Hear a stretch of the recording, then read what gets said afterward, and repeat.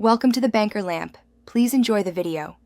You start by installing a usage tracking app because older Samsung J2 models lack built-in screen time tools. Open Google Play, find Action Dash or a similar usage access app, and tap Install. Once installed, don't rush to open notifications.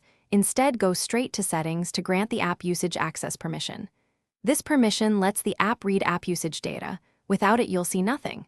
Once done, return to the tracker so it can finalize setup and begin collecting your screen time. Next, give the app the exact permission it needs, usage access. Go to Settings, then Apps or Applications, tap the three dots or Advanced, choose Special Access, and then Usage Access. Find the tracker you installed and toggle Allow.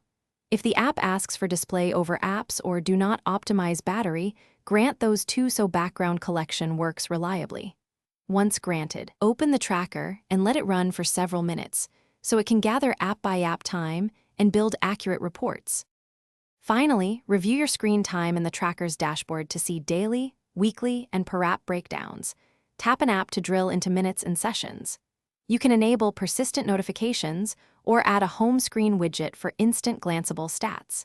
If you find no data or gaps, go back to Settings and retoggle usage access, then exclude the tracker from battery optimization so Android won't kill it. If permission screens won't respond, reboot the phone once and repeat the permission steps to resolve stubborn issues. Thanks for watching. If this was helpful, leave a like and consider subscribing. See you next time.